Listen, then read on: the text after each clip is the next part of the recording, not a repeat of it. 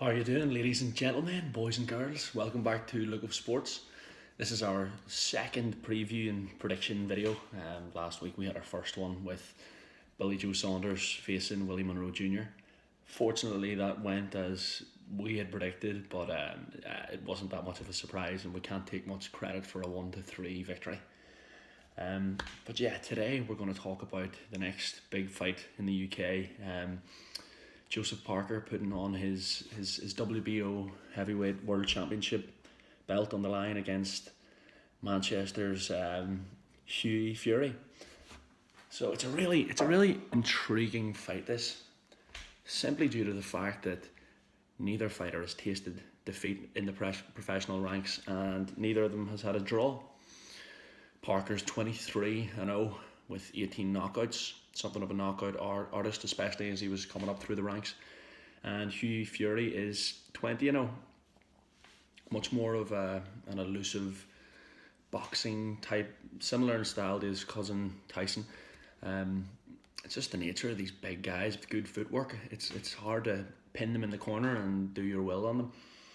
Hugh Fury's 6'6", and he was previously in 2012. He won the World Amateur Boxing Championships, so there's a good degree of there's pedigree there in terms of boxing ability. He's got some slick skills and elusiveness for sure, but there are many unknown factors. There are many unknown factors, in fact, with both fighters. Both are largely unexposed, and we've yet to see their limitations and the full degree of their strengths in many ways, which in itself makes this such an interesting and exciting fight. I'm really looking forward to it. Hughie, things are really interesting with Hughie because firstly he had this health issue for the last number of years, which has taken a toll on his strength and ability to train and things like that. So there's so much guesswork at play here. You're listening to Peter Fury, and I know Peter Fury's a very candid, honest sort of man, which the whole online boxing community really appreciate. You know, his straightforwardness, and he's done a great job in getting Hughie this far, and he did pave the way quite well for him in the fact that Hughie had a lot of difficult sort of fights on the way up. Nothing was really, there were no spoon-fed kills for him there. Everything was quite tricky, which gave him a good variety of experience on his way up to this point. However, you could in many ways argue that he hasn't really faced any stern tests. He's never really faced any heavyweight in the top 20 in the world. So there's just so much guesswork. It makes it really difficult. Certainly I would find it very difficult to say put a bet on Hughie Fury in this fight, because there are so many things where you're reaching saying, I heard an interview last week with Joe Joyce, who had been sparring with Hughie Fury, and it interested me and surprised me to say that he thought Hughie carried quite a bit of power, and his trainer saying that too. So, because I didn't know myself, and I still don't really know if there is that much power behind the punches of Hughie Fury. Certainly we'll see. We'll see on Saturday night. That'll be interesting to see, but that's one that's open for debate for me at the moment. He's not been a knockout artist coming up through the ranks, and that's against lower level opposition. So to knock out, as he says in round 4, a man who's never been knocked down before, as his trainer says, in a fight or even in sparring or anything, I find that very, very unlikely. Hughie's very elusive. Yes, he's got a good ring generalship, good ring craft and movement, and he can evade fighters of certain levels. However, there's just something about Joseph Parker. I actually think and I say we, I mean the wider boxing public, especially in like the UK and Ireland, are massively underestimating and not really showing enough respect to Joseph Parker, I don't think. I mean, he has been coming up through the ranks, knocking out everybody, and he had some difficult fights, difficult yardsticks. in Carlos Takam and in Andy Ruiz. Ruiz more recently, when you're watching this fight, you have to say Parker is seemingly in second or third gear throughout, almost in a similar way to Golovkin versus Canelo, in the sense that he looked like he felt like he was winning. He felt like what he was doing was enough, so he didn't have to throw in any extra degree of risk by going in and taking a few shots in order to try and find that knockout. He felt comfortable, he was taking his time. Parker, that is, in this fight against Andy Ruiz. And there were only really a couple of fights at the end, or a couple of rounds at the end of the fight where Ruiz started throwing on the pressure, but the game was kind of done by then. It was up. Parker bagged a number of rounds early in the fight, and it was done. So we've seen, for me, we've seen a lot more from Parker than we have seen of Hughie Fury. We've seen Parker's great strength and great ability to knock opponents out. We've seen his ability to box at range, and he's got good timing in and out against Andy Ruiz. He was first at the jab, he had good 1-2s, and then he was out. Obviously, his chin seems rock solid granite. And for me, in a fight like this, you just always back the champion. In betting odds now, I think it's something like 4-5 for Parker to win outright, and 11-10 for Hughie Fury. So in terms of the betting odds, it really is 50-50.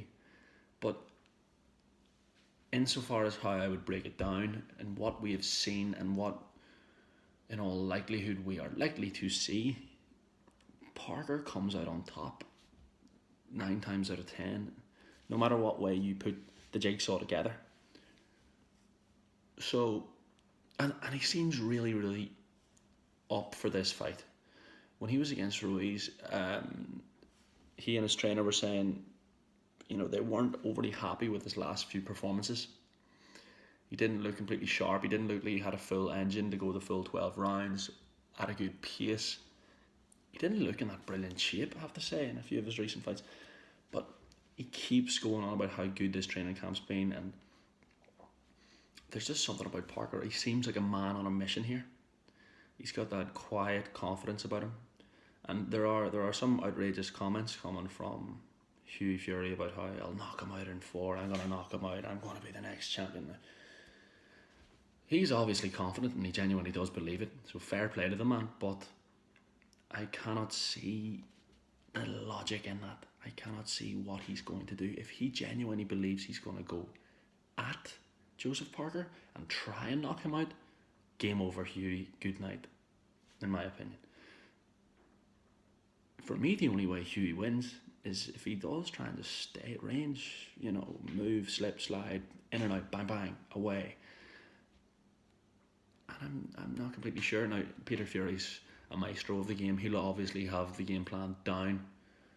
But any time they have to engage with each other, I think for the man's size, even though he's the smaller man, for his width and bullish strength and size, Parker is very fast. It's underappreciated just how fast he is, and he's got power with that speed. And I honestly, my instinct for this fight is that Hughie's nice, slick boxing will go out the window the second Joseph Parker lands. I feel bad saying it because I followed the Furies all the way since the beginning of the IFL days when they were beginning to do interviews with them, and I like the kid, I like his confidence. He's just turned 23, legend to be in the position that he's in. He's getting over $1 million for this fight. Hats off to him, fair play. But I just don't think this is going to be his night.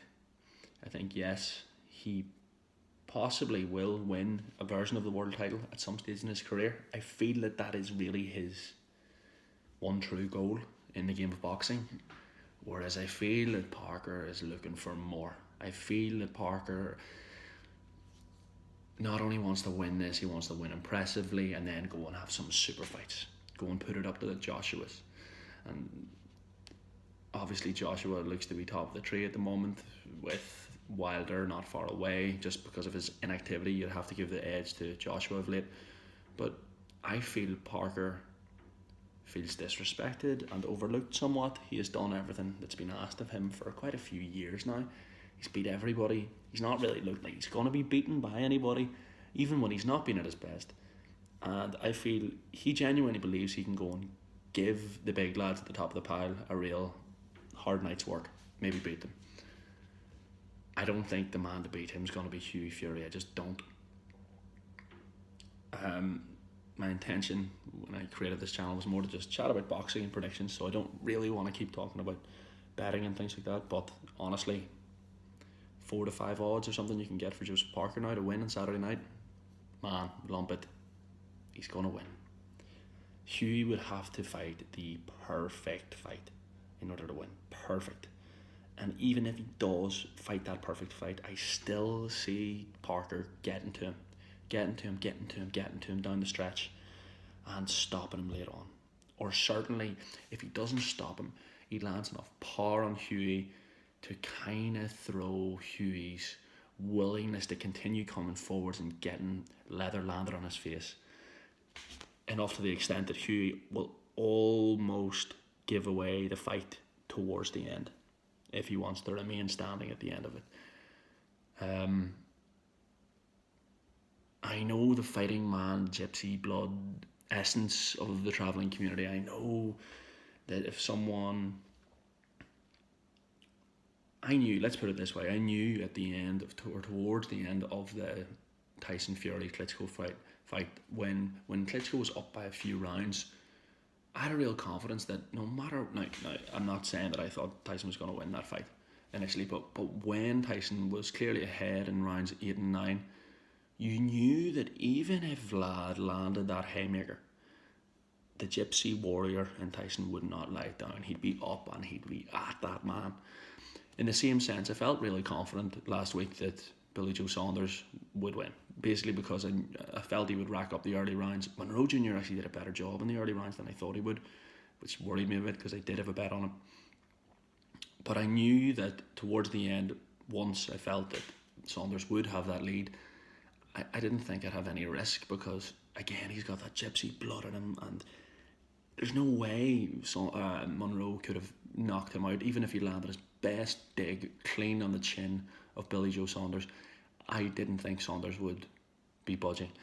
For some reason, I don't get that same sense with Hughie. There's something for me, and there's no real solid evidence that I have to justify this because the man's never been beaten or rocked in any way. But there's just something about him. I don't think he has that same inner backbone, grit and determination when it comes to those last few rounds if he gets completely blattered in his face. I think it will affect him. I think he will start asking the question, and start thinking about going down, maybe backing off. That's where I think that the inner ferocity of someone like Tyson or even Peter, I'm not sure that Hughie has that. He has that in words, and he's young and he may develop that in time, but as of yet, I don't think he has that. Whereas I think there's more of a steeliness about Joseph Parker, and I feel that in the end, that's what will come down to it. I think he will win no matter what. He will be like, I'm winning this. I'm not just winning this, but I am stopping you. So yeah, that's what I think is going to happen. We will see. If you like the video, or if you dislike it, I'd appreciate if you subscribed. I've got like 3 subscribers, all of whom I love and appreciate. And yeah, get involved in the comment section. Otherwise, it'll just be me writing to myself. But yeah, I appreciate any feedback, positive or negative. And yeah, great weekend of sport ahead. Let's enjoy it. Have a great day. Cheers. Bye-bye.